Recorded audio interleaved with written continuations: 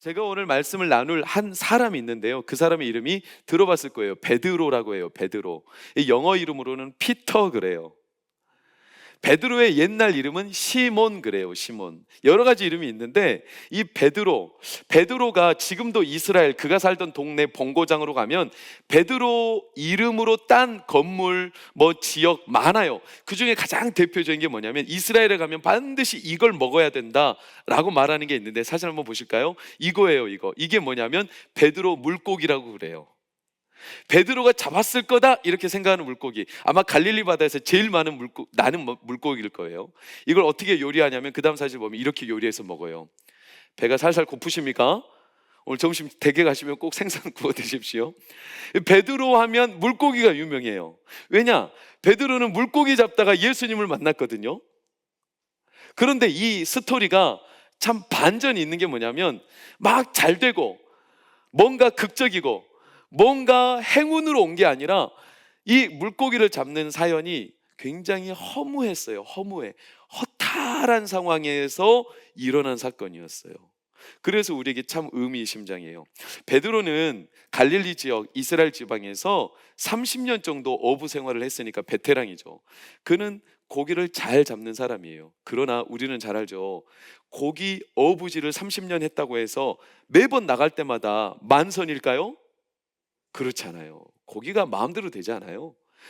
바다의 물때, 고기의 길, 고기때, 또 바다에 일어나는 풍랑, 바람, 이런 게 예측이 불가능해요. 그러니 만선의 꿈을 안고 갔다가도 그냥 빈 채로 돌아오는 일도 다반사였어요. 이게 어부들의 생활이죠. 항상 나갈 때는 만선. 그런데 바다가 갑자기 급변했어요. 수온이 바뀌었어요. 물고기 떼가 그날따라 안 보여요. 그래서 그냥 돌아오는 일들이 제법 많은 그런 어부들. 그러니 지금도 이 첨단 문명의 시대도 어디에는 미신이 있을까요? 바다 어촌에는 미신이 있어요. 용왕신에게 제사를 드려요. 왜냐하면 바닷일을 알 수가 없다는 거예요. 그러니까 비나이다 하면서 도와달라는 거예요. 도무지 알 수 없으니까. 그게 어부들의 삶 아니겠습니까? 베드로가 그날도 만선의 꿈을 꾸고 그 바다로 나갔어요. 온종일 어부질을 했는데 그날은 진짜 이런 날이 있을 수가 있습니까? 고기가 한 마리도 안 보여요. 고기들도 코로나가 있어가지고 사회적 거리두기를 하느라고 고기들이 때로 안 다녀요. 아침 새벽 바람 맞으며 저녁까지 이렇게 고기가 안 잡힐 수 있는가? 해가 뉘엿뉘엿 저무는데 파도는 흉흉하게 이제 올라오고 바람이 심상치 않고, 그러니 이제 어쩔 수 없어요. 그물을 걷어야 돼요. 다시 집에 돌아오는 겁니다. 그 돌아올 때 마음이 어떻겠어요? 얼마나 허탈하겠어요.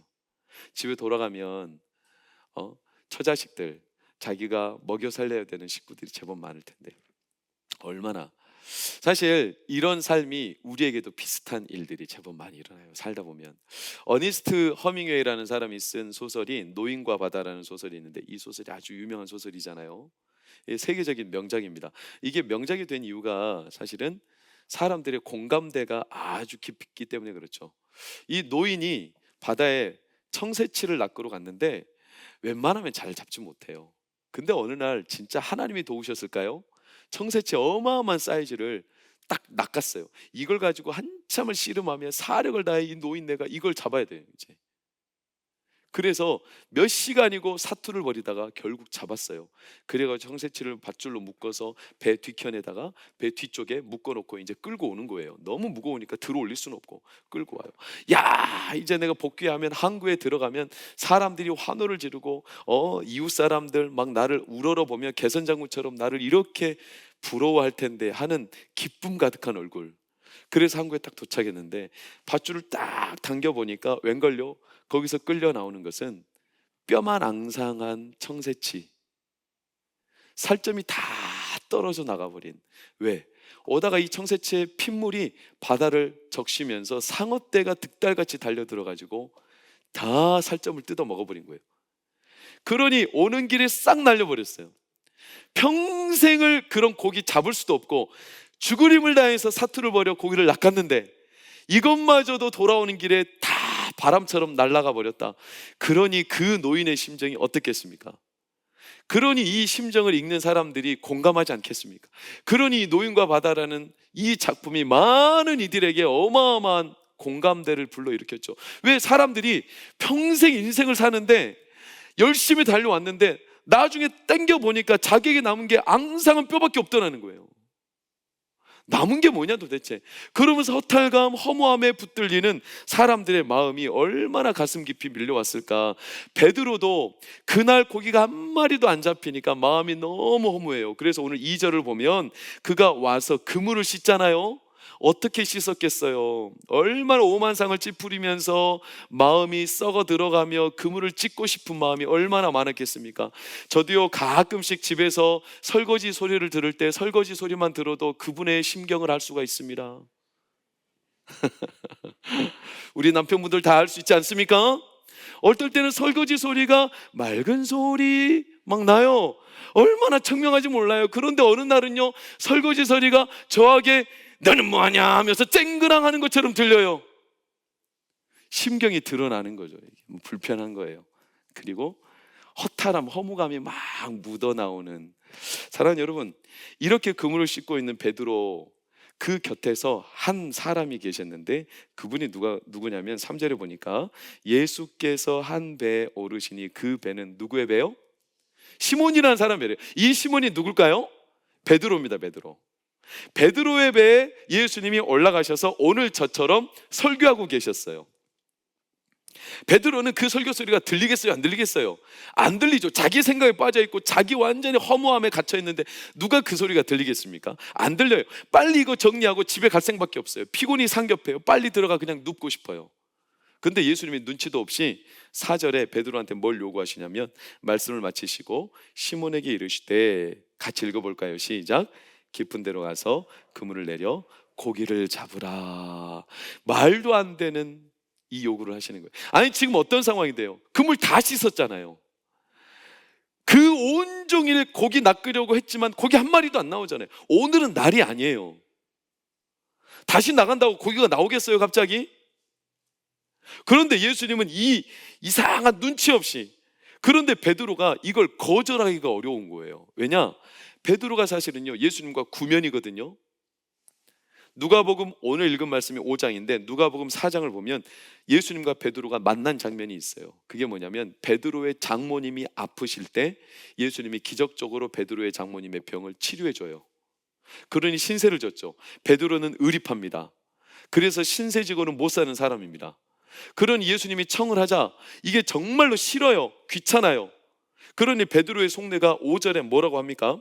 시몬이 대답하여 이르되, 선생님, 우리들이 밤이 새도록 수고하였으되 잡은 것이 없습니다. 이 말은 하고 싶지 않습니다. 소용없습니다. 쓸데없습니다. 그럼에도 청을 참아 거절은 못하겠어요. 신세를 지고 살 수 없는 베드로, 그래서 예수님의 청을 못 이기는 척 들어줄 수밖에 없었죠. 그런데 이게 웬일입니까? 놀라운 결과가 6절에 일어났어요. 그렇게 하니 고기를 잡은 것이 심이 많아 그물이 어떻게 됐어요? 찢어질 정도였어요. 베드로가 생각할 때 이거는 말도 안 되는 일이죠. 어느 정도? 7절을 보세요. 이에 다른 배에 있는 동무들에게 손짓하면서까지 도와달라고 하는 거예요. 2배의 그물에 고기를 채웠는데 그것도 용량이 모자라 잠길 정도가 되었다는 거예요. 일명 대박 난 거죠. 대박 난 거예요. 이 정도까지 고기를 잡아본 적이 없는 거예요, 베드로가. 저는 오늘 초대되신 분들에게 마음을 다해서 축복합니다. 오늘 11월 14일 3부 예배 오신 분들, 오늘 예배를 통해서 여러분이 뜻밖의, 여러분도 의리 때문에 누군가의 신세를 졌기 때문에 끌려왔을지도 모르겠어요. 설마 우산 하나 때문에 왔겠습니까? 여러분들은 그럴 정도는 아니잖아요. 그러나 우산을 받고라도 그 정도도 감사해서 오셨다. 어떻든지 간에 오늘 예배를 오셔서 하나님이 여러분을 반드시 만나주시고 대박나게 하시기를 축복합니다. 이러면 성도님들만 아멘 하니까 우리 오신 분들에게 제가 힌트를 드릴게요. 이럴 때 교회에서 아멘 하는 것은, 아멘은 어려운 말이 아니고 헬라어로, 히브리어로 이게 뭐냐면 네, 좋아요 이런 뜻이에요. 없는 셈 치고 다시 한번 해볼게요. 초대되신 분들만 한번 답해 볼게요. 오늘 3부 예배 오셔서 하나님 만나고 대박 나시기를 축복합니다. 감사해요. 네. 감사해요. 베드로가 그런 거예요. 이게 완전 허무함에 찌들어 있는데 이 물고기가 찢어질 정도로 잡혔으니 베드로가 마음이 어떻겠어요? 근데 사람이 참 이상하죠. 이게 좋기만 한 게 아니에요. 이게 너무나 이상한 거예요. 어안이 벙벙한 거예요. 왜? 지난밤 고기가 한 마리도 없었잖아요. 어부살이 30년, 잔뼈가 굵어요. 그 지역에 네노라 하는 어부예요. 물속을 훤히 들여다보는 사람입니다. 그 사람이 고기가 있는 곳이 있는 것이고 없는 곳은 없는 거예요. 어젯밤 고기가 없었다, 지금도 없어야 돼요. 그런데 느닷없이 고기가 한두 마리도 아니고 엄청나게 잡혔다. 베드로가 이게 단지 좋기만 한 게 아니라 너무나 이게 이상한 겁니다. 너무나 이상해. 이게 전혀 다른 상황인 겁니다. 그래서 베드로가 이상한 반응을 보이는데 그게 8절 말씀이에요. 시몬 베드로가 이를 보고 예수의 무릎 아래 엎드려 이르되 주여 나를 떠나소서 나는 죄인이로소이다. 참 이상한 상황이에요. 아니 물고기가 많이 잡혔으면 축하하고 기뻐하고 막 잔치를 벌리면 되는데 주여 나를 떠나십시오, 나는 죄인입니다. 이게 무슨 상관이 있습니까? 그 앞에 엎드렸다, 이거는 주인 앞에 종이 엎드렸다는 뜻과 같아요. 좀 다르게 말하면 신, 절대자인 신 앞에 사람이 엎드린 거나 똑같아요. 지금 그런 상황으로 베드로가 반응하는 거예요. 여기서부터 제가 살짝 성경의 내용을 말씀드립니다. 이런 상황을, 베드로의 인생에 갑자기 전환점이 일어날 만한 이런 충격적인 순간을 심리학이나 사회학적인 용어로는 결정적 순간이라고 그래요. 크루셜 포인트 그래요. 근데 이게 성경의 언어로 표현해 보겠습니다. 성경의 언어로는 뭐라고 말하냐면 영안이 열렸다 그래요. 눈에 보이는 세계 말고 그 너머에 있는 영적인 세계가 열렸다, 이런 뜻이에요. 이게 결정적 순간이에요. 사람에게는 결정적 순간이 와요. 큰 일만 있어서 오는 건 아니고 작은 일을 통해서도 와요. 책을 보다가 올 수도 있어요. 어디 봉사 나갔는데 갑자기 거기서 누군가를 만나가지고 인생의 전환점이 올 수도 있어요. 사고를 당해서 인생이 갑자기 급선회하는 경우도 있어요. 뉴턴 같은 과학자들은 사과가 떨어지는 걸 보면서 만유인력의 법칙을 깨달을 정도로 어마어마한 충격을 받았어요. 이게 결정적 순간이에요. 인생의 전환점이죠. 베드로의 입장으로 제가 의역해서 이렇게 풀어 해볼게요. 아, 뭔가 다른 게 있구나. 물고기 이렇게 잡혀? 내 손과 내 지식으로는 감당할 수 없는 영역이구나. 경이로운 거죠. 경이로운 거죠. 이게 베드로의 마음이에요.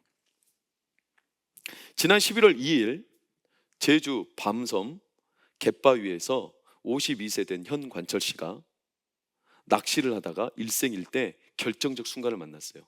그가 잡은 고기는 다금발인데 사진 한번 보세요. 이딴만한 다금발이, 크기가 118cm, 무게가 31kg. 여러분 다금바리 관심이 없어서 잘 모르겠지만 우리나라에서 이전에 잡혔던 최대 다금바리가 27kg.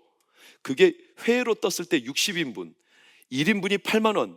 그래서 그때 당시 그 자리에서 판매를 했는데 500만 원에 팔렸어요. 근데 이분이 잡은 것은 31kg, 그보다 5kg가 더 나가요. 다음 사진을 보세요. 이때만 해요. 그러면서 현관철씨 깜짝 놀란 거예요. 왜? 이런 고기는요 물 밑으로 나오질 않아요. 원래 수심 100m 이상 밑에서만 사는 거예요. 아주 깊은 데서.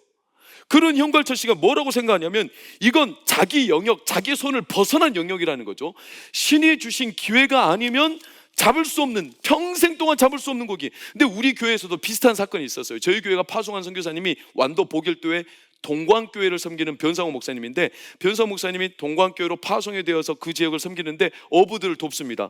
근데 섬사람들이 얼마나 거칩니까? 외지에서 목사가 왔다 하니까 막 쳐버려요. 탁탁탁 쳐버려요. 텃세 부려요. 그래서 친절하게 대하지 않아요. 그래도 변사 목사님은요, 이분들을 그렇게 친절하게 끝까지 교회 나오라고, 하나님 믿으라고, 하나님 계시다고. 그러니까 한 어부가 지독하게도 변사 목사님을 핍박했어요. 막 뭐라 했어요. 하나님이 어디 계시냐고 도대체. 오래따라 물고기 잡이도 안 돼 죽겠는데 왜 이렇게 나를 속썩이고 저리 꺼지라고 막. 근데 변사 목사님이 계속 그분을 도와주고 친절을 베풀었어요. 어느 날 물고기가 안 잡혀있지만 어떡합니까? 어부가 또 나가죠. 그 아저씨가 고기잡이 나가요. 이때 변사 목사님이 기회다 싶어서 어떻게 하면 도와줄까 해가지고 같이 고기잡이를 나가겠다고 그랬어요. 또 그럴 때는 안 말려요, 이 아저씨도. 왜 공짜로 도와주겠다 하니까 누가 말리겠습니까? 같이 나갔어요. 그날 대박이 터졌죠. 대박이 났어요. 그 흉흉했던, 한 번도 고기가 제대로 안 잡히는데 그날 변사호 목사님이 타서 그런가 가오리가 잡혔는데, 못 믿으실 테니 그분이 찍어 보내준 사진 한번 보세요. 젖단만한 가오리가 잡혔는데 그때 당시 600만 원 가까운 가격에 팔렸어요.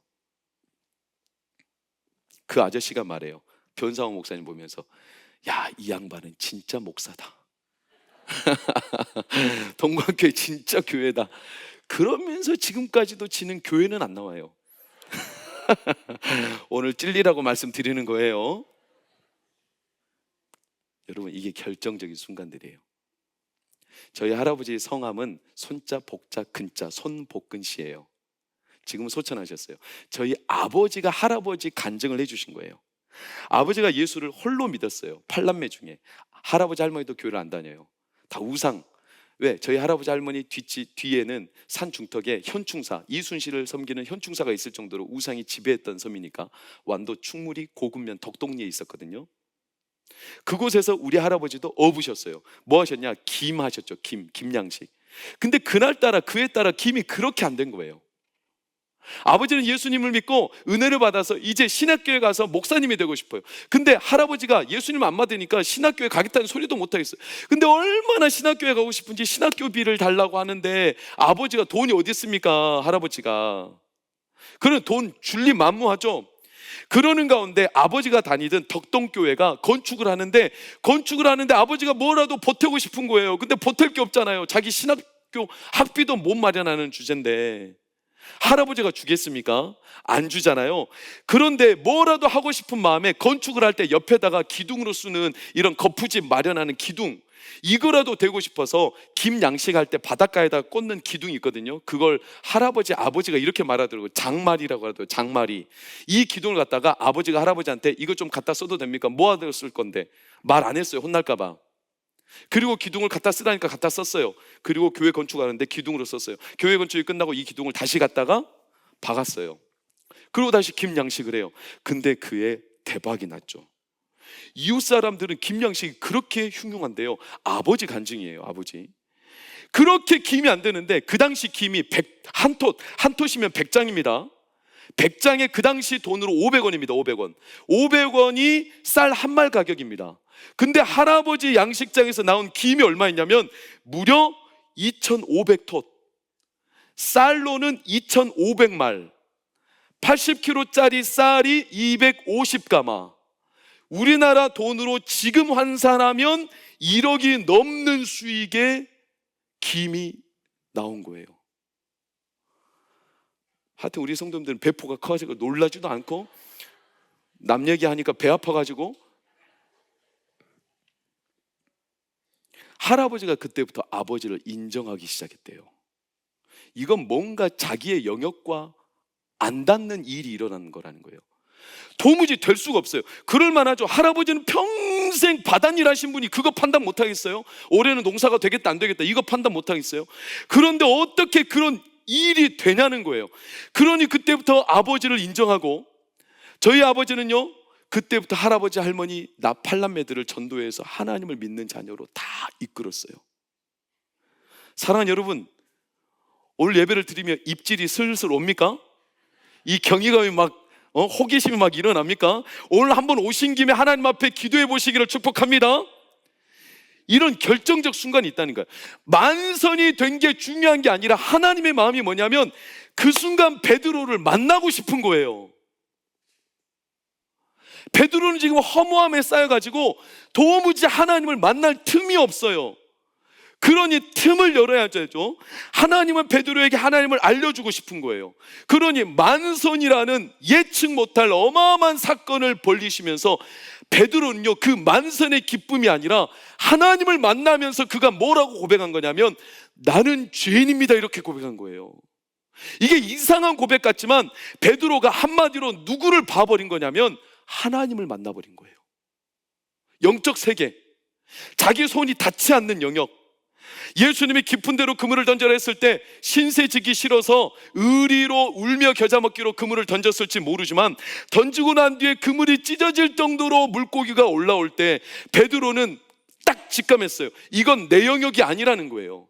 자기가 30년 동안 어부살이하며 자기 지식, 자기 노하우, 자기가 체득한 거, 자기가 경험한 거 다 그물이 찢어진 것처럼 산산조각 나고 자기가 찢어져 버린 거예요. 이건 내 영역이 아니라는 거예요.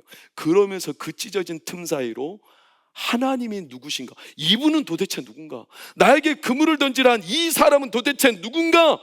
이게 열려버린 거죠. 사랑하는 여러분, 바다도요, 바다의 깊이도 우리가 헤아릴 수 없거든요. 해양학자들은 말해요. 우리가 누리는 바다가요 단지 2%밖에 안 된대요. 여러분이 노량진 수산시장에서 갖다 먹는 해산물 수많은 자원들은요 우리가 바다에서 2%밖에 누리지 못하는 결과들이라는 거예요.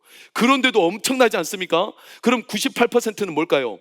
그건요 아직도 심해에 있어요. 사람이 개발하지 못한 것들이에요. 바닷속도 모르는 우리인데, 우리 옛말에 어떤 말이 있어요? 10길 물속은 알아도 한 길, 사람 속 모른다잖아요. 사람이 아무리 자기를 들여다봐도 자기 속 모릅니다. 남의 속 모릅니다. 그런데 우리는 바쁘고 분주하게 살기 때문에, 앞만 보면 달려 살기 때문에 자기 마음에 뭐가 있는지도 모르고 그냥 사는 겁니다. 이게 옳은 것 같고 이렇게 살아야 되는 것 같고 그냥 쫓겨 사는 거죠. 이렇게 사는 사람이 딱 멈추는 순간 영적인 세계가 열리면 그 순간이 자기 속을 알게 되는 순간인데요, 제가 존경하는 칼빈이라는 목사님이 말씀하신 게 이거예요. 사람이 하나님을 만나게 되면 반드시 자기를 알게 된다는 거예요. 베드로가 주여 나를 떠나소서 나는 죄인입니다 이렇게 말한 건요, 한마디로 말하면 그가 하나님을 만나버린 거예요. 그래서 자기가 누군지를 깨닫는 거죠. 왜 그가 지금까지 몰랐을까? 우리랑 비슷해요. 멋모르고 달려온 거예요. 평생 자녀들 뒷바라지하며 그냥 가게 돌보며, 자녀가 좀 크니까 이제 그 자녀들 대학생 또 장가 가기까지 남편 뒷바라지, 아버지들은 처자식 살리기 위해 그렇게 평생을 살아온 거예요. 자기 마음을 들여다볼 겨를이나 있습니까? 없잖아요. 그렇게 평생 달려온 거예요. 이런 상황에서 한 번도 자기의 마음을 깊이 들여다볼 틈이 없었는데, 이상하게도 아이러니하게도 사람은 언제 그 틈이 열리냐면 허무해질 때, 내가 이렇게까지 살아야 되나? 그렇게 열심히 살았는데 어느 날 병이 찾아와요. 어느 날 사고를 당해요. 자녀들 다 떠나고 빈집 증후군에 시달려요. 갱년기가 찾아와요. 내가 지금까지 살아왔던 모든 것들이 다 헛되다고 느끼는 순간이 와요. 그럼 사람이 허무감이 갑자기 생기는 게 아니라 원래 있던 허무감인데 그게 갑자기 폭발처럼 터지는 거죠. 그때부터 속수무책이에요. 그런데 코로나도 우리에게 그런 허무감을 가져왔죠. 그러나 저는 그런 의미에서 코로나는 우리에게 하나의 기회일 수 있어요. 어떤 기회? 사람이 허무한 존재라는 걸 너무나 선명하게 알려줬어요. 우리가 계획했던 거 다 무산으로 돌아가게 만들고 멈추게 만들고. 그래서 우리가 허무함을 느끼고 베드로가 허탈했을 때 예수님이 그에게 찾아가신 이유가 있어요. 왜 하필이면 그때입니까? 아니, 그물을 씻기 전에 오셔서 그물 던지러 가면 얼마나 좋아요. 다 씻고 난 뒤에 이제 와서 진작 말씀하시지 얼마나 속이 탑니까? 그런데 말도 못하고 뿌리치지 못하고 그물을 던지긴 던졌어요. 그런데 만약에 베드로가 그날 고기를 제법 많이 잡았거나 그물을 아직 씻지 않은 상태에 예수님이 왔다면 예수님의 말이 베드로에게 먹히기나 했겠습니까? 원래 오늘 고기 제법 잡혔다 이렇게 넘겨버리죠. 자기 마음이 허무하지 않으면 베드로가 예수님의 이 그물을 찢는 듯한 엄청난 양의 고기를 다른 분으로 그가 받아들일 틈이나 생겼겠습니까? 이게 사람에게 아이러니한 거예요. 사람이요 허무감에 붙잡히고 내가 왜 사나? 나에게 앞날이 뭐가 있을까? 이런 막막함에 쌓이면 사람이요 그때부터 뭐가 시작되냐면 내 손이 닿지 않는 영역이 있다는 사실이 드러나기 시작하는 거예요. 그래서 이 시대에 가장 돈도 많고 권력도 많고 엄청난 영예를 누렸던 사람이 있는데 그 사람이 솔로몬이라는 사람인데, 이 솔로몬이라는 사람이 성경에 남긴 책이 한 권이 있는데 그게 뭐냐면 전도서라는 책입니다. 전도서라는 책을 보면 2장 22절 23절 이렇게 나와요. 그가 평생 동안 수고하고 많은 것들을 누렸지만, 마지막 빨간색 함께 읽어볼까요? 시작. 이것도 헛되도다. 헛되대요. 헛되대요. 내가 이렇게 많이 누려봤는데 헛되다는 거예요. 허탈하다는 거예요. 허무하다는 거예요. 그래서 솔로몬이 죽기 직전에 남긴 12장 7절을 보면 뭐라고 하냐? 너희들은 허무하게 흙으로 돌아가기 직전에 하나님을 기억하라고 이렇게 우리에게 유언을 남겼어요. 한 번도 돌아보지 못하고 내 밑바닥이 뭔지 그렇게 살던 우리가, 앞만 보며 달려왔던 우리가 이 허무함에 직면할 때 예수님이 하필 그때 베드로에게 찾아가셔서 그물을 던져라. 저는 오늘 우리 성도님들 뿐만 아니라 이 자리에 초대되어 오신 분들, 사연이야 어떻든 지금 어떤 상황에 처해 계시든 저는 모르지만 감히 주의 이름으로 축복합니다. 오늘 예수님이 여러분을 만나 주실 준비가 되어 있습니다. 준비가 되어 있습니다. 이게 하나님의 결정적인 순간입니다. 우리의 모습이 허무하다는 걸 베드로가 깨닫게 된 거죠. 그래서 죄인이다. 여러분, 우리가 평생 돈도 학벌도 각종 경험이나 사회적인 지위 그리고 칼날처럼 자기 자존심을 세우는 이유도 따지고 보면 자기 밑보이기 싫어서입니다. 자기 밑바닥 드러나는 게 싫죠. 그래서요 그걸 덮어버리고 싶은 거예요. 다른 많은 것들로. 그러나 우리는 잘 알잖아요. 그걸로 덮을 수 있습니까? 잘 안 됩니다. 사람은 애초에 밑빠진 독이거든요. 밑이 없어요. 아무리 채워도 안 채워져요. 그 이유를 성경의 용어로 말하자면 죄 때문입니다. 죄는요 하나님과 불순종하여 하나님과 관계가 끊어진 걸 말합니다. 이게 죄입니다. 생각해 보세요. 물탱크가 있어요. 어마어마한 사이즈의 물탱크예요. 이 물을 갖다 쓸 수 있어요. 그런데 문제는 수로가 끊어져 버렸어요. 물을 쓸 수 있어요? 없어요? 없죠. 사람은요 하나님으로부터 생명을 공급받아 살 수 있도록 지음을 받은 존재예요. 그런데 죄 때문에 하나님과 관계된 이 수로와 같은 다리가 끊어져 버렸어요. 그때부터 사람은 밑빠진 독이에요. 아무리 다른 걸 갖다 채워도 채워지지 않아요. 그 단적인 증거가 뭐냐면 어느 누구도 피할 수 없는 허무의 끝, 죽음이에요. 죽음이 다가오면 사람은 다 허탈해져요. 죽음을 피해갈 수가 없어요. 죽음으로 끝나면 다행이죠. 그런데 죽음으로 끝나지 않아요. 성경에서 뭐라고 말하냐면 죽음 뒤에 두 번째 죽음이 있는데 그게 뭐냐면 심판이라고 말해요. 심판. 우리의 영혼이 들어보셨을 겁니다. 천국과 지옥으로 나뉘는 걸 말합니다. 이게 진짜 무서운 거예요. 이 지옥을 요한계시록 9장 2절에서는 뭐라고 달리 표현하냐면 빨간색만 함께 읽어보실까요? 시작. 무저갱 그래요. 이게 한자거든요. 없을 무자에 바닥 젖자, 바닥이 없는 갱도라는 뜻이에요. 그러니까 바닥이 없는 구덩이죠. 구덩이. 바닥이 없으니까 아무리 갖다 쏟아 부어도 안 채워지는 이 지옥. 이 지옥에 들어가게 되는 사람들이 느끼는 죽음의 공포. 사람은 다 죽음을 두려워하죠. 그 말은요, 사람은 말은 안 하지만 누구나 다 마음속에 있어요. 죽음이 두렵고 그 말은 다 허무함 때문에 괴로워한다는 거예요. 밑빠진 도간에 빠진다는 이 사실을 누구도 부정을 못해요. 문제는 뭐냐면 우리 가운데 죽음을 피할 수 있는 사람이 누가 있습니까? 오늘 건강해도 내일 어떤 일이 일어날지 모르는 우리 세상에, 우리의 삶살이에 죽음을 피해갈 사람이 과연 누가 있습니까? 그래서 저는 오늘 성도님뿐만 아니라 초대되신 분들에게 제가 마음을 담아 하나님의 마음으로 감히 이렇게 탄원하고 고백합니다. 여러분, 허무한 죽음으로 인생이 끝나지 않고 지옥에 빠지지 않고 하나님이 주시는 생명에 이르기를 축복합니다. 지옥에 가지 말아야죠. 그걸 피한다고 우리가 피할 수 있는 게 아니잖아요. 그럼 기억해 보세요. 베드로가 나는 죄인입니다 이렇게 고백했던 그 순간, 허탈함과 허무함, 그날 고기를 많이 잡았다면 베드로는 예수님을 못 봤을 거예요. 그러지 않았겠습니까?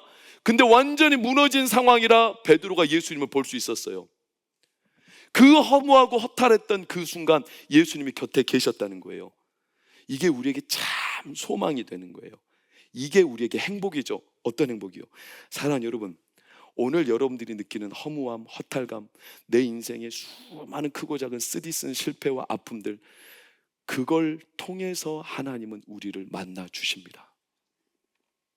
여러분의 잘못, 여러분의 죄, 여러분이 거둔 결과가 아니라 그 또한 결정적인 순간이 되어 하나님이 오늘 여러분을 이곳에 부르시고 만나 주시려고 이 자리에 초대하셨습니다. 우연이 아닙니다. 우연이 아닙니다. 우리가 여러분들 초대한다고 아무나 오겠습니까? 우연이 아니라 하나님이 오늘 하나님과 끊어졌던 관계를 회복하고 싶으신 겁니다. 그리고 다시 연결하고 싶으신 겁니다. 그 죄로 밑빠진 독과 같은 우리를 하나님께서 다시 연결하셔서 허무한 죽음, 두 번째 죽음이 아니라 하나님의 영생을 선물로 주시고 싶으신 거죠. 그게 베드로가 나는 죄인입니다 이렇게 깨달아. 여러분, 죄인이라고 하니까 기분 나쁘실 수도 있어요. 그러나 기분 나빠하지 마세요. 오히려 이건 우리에게 행복이에요. 축복이에요. 왜냐? 사람이 병에 걸렸다고 생각해 보세요. 병에 걸렸는데 병을 치료하는 하고 싶은데 아파 죽겠는데 병의 원인은 몰라요. 얼마나 답답하고 괴로운 일입니까? 근데 만약에 아프지만 병의 원인을 발견했어요. 이거는 축복이죠. 병을 치료할 수 있잖아요. 우리가 인생을 사는데 허무해요. 왜 외로운지 몰라요. 왜 괴로운지 몰라요. 이렇게 열심히 살았는데 왜 이런 아픈 일들이 내 안에 일어나는지 몰라요. 원인을 모른다면 얼마나 괴로운 일입니까? 그런데 그 궁극적인 원인이 죄 때문이라고 알려주고 계세요. 그 죄를 해결할 수 있는 길을 하나님이 오늘 우리에게 주시는 거예요. 누구를 통해서? 예수 그리스도를 통해서. 요한복음 3장 17절을 보면 우리 다 같이 한번 읽어 주십시오. 요한복음 3장 17절 시작. 하나님이 그 아들을 세상에 보내신 것은 세상을 심판하려 하심이 아니요 그로 말미암아 세상이 구원을 받게 하려 하심이라. 아멘. 하나님이 우리가 죄에 빠져 무저갱에 빠져 죽어가는 걸 하나님은 원하지 않으세요. 그래서 우리가 져야 될 죄의 값을 누구에게? 예수님을 이 땅에 보내셨습니다. 예수님이 이 땅에 오셔서 십자가에 죽으셨습니다. 왜? 제 죄 때문에, 여러분의 죄 때문에 내가 갚을 수 없는 그 죄값을 예수님이 십자가에 다 지셨습니다. 이제 우리는요 그 예수님을 믿고 믿음으로 아멘 믿습니다. 예수님 나 때문에 죽으셨군요. 이렇게 고백만 하면 하나님은 그 죄로부터 우리를 구원하시고 영생을 선물로 주십니다. 오늘 그 선물을 여러분에게 하나님이 주기를 원하십니다. 여러분 영원한 생명을 누리지 않겠습니까? 이게요 노력이 필요한 게 아니라 나를 위해 죽으시고 죄를 다 치르신 예수님을 아멘 제가 믿고 싶습니다 하시면 돼요. 그러면 죽음의 권세를 하나님이 해결하게 하세요. 부끄러운 죄의 간증을 마지막으로 소개합니다. 저는 목사지만 3주 전에 전도훈련을 받으면서 제 인생을 좀 돌아보고 제 안에 최근에 일어났던 사건을 통해 영생에 대한 생각을 다시 확신 있게 품었습니다. 한번 들어보시겠습니까? 영생이 제게 있다는 것이 얼마나 큰 힘이 되는지 모릅니다. 왜냐하면 내가 사랑하는 가족과 보내는 지금 이 시간을 죽은 뒤에도 헤어지지 않고 계속 함께 할 수 있다는 걸 알기 때문이죠. 그래서 저는 죽음이 예전처럼 무섭지 않습니다. 제 아내는 3년 전 유방암 진단을 받았습니다. 갑자기 찾아온 소식에 저희 부부는 두려웠지만 다행히 초기이고 수술하면 괜찮을 거라는 의사의 말에 위안을 얻었습니다. 하지만 1년 반쯤 지난 작년 6월 아내의 암은 재발하였고 폐와 뼈에 전이 되어 사기 판정을 받게 되었습니다. 의사는 보통 이런 경우 완치는 어렵고 항암 치료를 통해 5년 또는 10년 연명하는 게 최선이라고 말했습니다. 15년 함께 살아온 아내를 이제 얼마 뒤에 떠나보내야 한다는 생각하니 마음은 걷잡을 수 없었고 눈앞이 깜깜했습니다. 무엇보다 아직 어린 3명의 자녀가 눈에 아른거렸습니다. 우리가 할 수 있는 거라곤 1년이라도 연명하는 게 전부였습니다. 아이들을 큰아버지 집에 내려보내고서 6개월 아내 치료에 전념했지만 아내는 항암 치료 부작용으로 인해 버거움을 호소했습니다. 엄마와 아빠 품을 잃은 아이들도 많이 힘들어했습니다. 그러던 작년 11월 아내는 요양원에 있던 다른 환자로부터 영생의 삶을 소개받았습니다. 어릴 적부터 교회에 다니며 자주 들었던 내용인데도 아내는 그날 전혀 다르게 죽은 뒤에도 영원한 삶이 있다는 사실을 새롭게 알게 됐다며 제게 기쁨을 전해왔습니다. 저는 처음에 아내의 반응이 새삼스러웠지만 아내와 만나 이야기하며 점점 아내가 누리는 기쁨과 평안을 받아들이게 되었습니다. 사실 지금까지 영생을 들었으면서도 정작 머리로만 이해하고 있던 영생이 죽음을 앞두게 되자 우리 부부에게 너무 가깝게 느껴지고 다가왔습니다. 아, 죽어서 헤어지는 게 끝이 아니라 계속 함께 할 수 있구나 라는 생각을 하니 점점 마음에 용기와 힘이 나기 시작했습니다. 그때 마침 아이들도 큰 집에서 데려와 이제 엄마와 함께 보내자며 생활을 시작했고 우리 부부는 아이들에게 말해 주었습니다.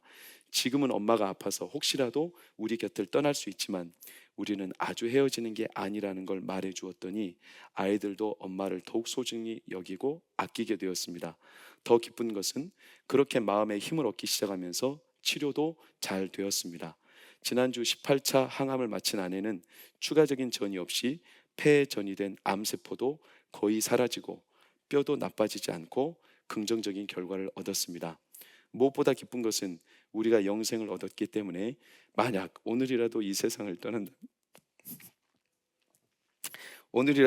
떠난다면 천국에 들어간다는 것을 확신하고 있기 때문입니다. 저는 목사입니다. 제 부끄러운 간증을 해서 참 부끄럽습니다. 저는 목사입니다. 목사인데도 죽음에 대한 두려움이 있습니다. 늘 허무하게 사라질까 봐 무서울 때가 많습니다. 그럴 때마다 저도 말씀을 읽으며 이걸로 끝이 아니다. 하나님이 우리에게 영생을 주셨지. 이걸 하나님께 늘 확신을 얻고 소망을 얻으면 왠지 모를 하늘의 위로가, 사실 그게 단순히 감정적인 위로가 아니라 저와 아내는 이 암에 걸린 게 우리에겐 결정적인 순간이에요. 죽음을 눈앞에 두며 진짜 영생에 대한 빛이 보이기 시작했어요. 사랑하는 여러분, 오늘 이 예배가 짧은 순간이 여러분에게 결정적인 순간이 되기를 바라는 것은 저의 욕심일지 모르겠지만, 그러나 만약에 평생을 살면서 단 한 번이라도 이 죽음 또 영생의 소식을 한 번도 듣지 못한 분이 계시다면 저는 이 자리를 통하여 하나님이 그 영생의 선물을 주기로 초대하셨음을 믿기에 오늘 오신 우리 110여 분이나 되는 우리 초대된 소중한 분들과 특별히 우리 사랑하는 성도님들, 하늘의 영생을 품고 이 땅을 허무하지 않게 하나님 주신 선물로 기쁨 가운데 살아가시기를 예수의 이름으로 축복합니다. 그러라고 우리에게 주신 소중한 날입니다. 그러니 두려움이 아니라, 마음의 실망이나 좌절이나 낙심이나 허무가 아니라 하나님이 우리에게 주신 오늘의 이 영생의 선물 마음에 믿기만 하면 돼요. 그러니 제가 이 시간 감히 부탁드리기는, 제가 앞에 기도문을 하나 띄워드릴 거예요. 불편하시면 안 하셔도 돼요. 그러나 혹시 말씀을 나누며 오늘 예배를 통해서 그래, 나도 내 손이 닿지 않는 이 하나님, 나에게 영생을 주신다는 분이 계시다는데 나도 그분을 한번 믿고 싶어, 이런 마음이 있으시다면 앞에 띄워진 기도문을 저랑 함께 한번 읽어보시겠습니까? 기도문을 띄워주십시오. 우리 같이 한번 읽어보겠습니다. 2페이지입니다. 시작. 하나님, 오늘 저를 만나시기 위해 불러주셨다는 사실을 들었습니다.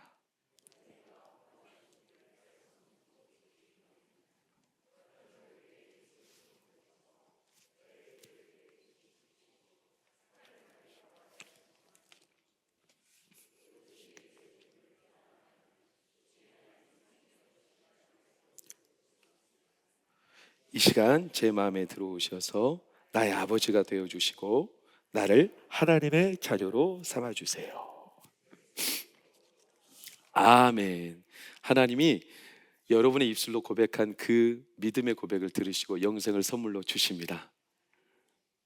그리고 그 영생을 가지고 평생을 허무하지 않고 하나님이 주시는 선물 가운데 우리가 죽어서 끝나는 게 아니라 천국에 이른다는 소망을 가지고 늘 살아가시는 우리 성도님들, 오늘 초대되신 여러분들 되기를 마음을 다해 축복합니다. 이런 마음을 가지고 제가 다시 한번 여러분을 위해 축복하고 기도하겠습니다. 하나님, 오늘 귀한 분들이 오셨습니다. 고맙습니다. 우리의 삶은 그렇게 정신없이 분주하게 바쁘게 살다 보니 자신을 돌볼 겨를 없이 왔습니다. 마음 한켠에 작은 일조차도 해결할 수 없을 만큼 우리는 약합니다. 자존심이 무너지고 뜻대로 되지 않아 실망하고 허무하고 평생 자식 위에, 남편 위에, 아내 위에, 가정 살리기 위해 애썼지만 때로는 원하지 않는 풍랑이 일어 무너지는 이들도 더러 많습니다. 나는 왜 살아야 되는가? 이런 허무함에 붙잡힌 이들이 혹 있다면 이 시간 하나님 그들을 안아주시고 그들에게 허무함으로 끝나는 것이 아니라 우리 인생은 하나님을 만날 때 영생의 선물을 받고 영원한 나라의 그 기쁨을 누리며 이 땅에서도 잘 됨을 믿고 다시 일어서도록 축복하여 주시옵소서. 오늘 오신 110여 분의 귀한 영혼들, 그분들의 입술로 고백한 이 기도가 하나님이 들으시는 믿음의 기도가 되었습니다. 하나님 들으셨습니다. 하나님 들으셨습니다. 그러니 그들의 믿음의 고백을 받아주시고 그들에게 영생을 선물로 주시옵소서. 우리의 죄를 위해 십자가에 죽으신 예수님을 구주로 모셨으니 이제는 예수님과 함께 부활하여 영원한 나라에 이르게 될 것을 확신하며 평생을 살아가는 우리 모든 초대된 우리 한 분 한 분, 그리고 우리 성도들 될 수 있도록 이끌어 주시옵소서. 이제는 우리 주 예수 그리스도의 은혜와 하나님의 크신 사랑과 성령의 감화 감동 교통 위로 편케 하심이 오늘 교회에 처음 왔으나 영생의 삶을 듣고 그분을 믿고 싶고 그래서 믿음으로 고백하며 나도 또한 허무한 죽음이 아니라 하나님 나라 그 영생을 소망하며 이제 예수님을 구주로 받아들이기로 다짐한 우리 모든 성도들과 초대된 한 분 한 분, 그들의 삶과 여생과 가정과 자녀들의 미래 가운데 영원히 함께 하시기를 간절히 축원하옵나이다. 아멘.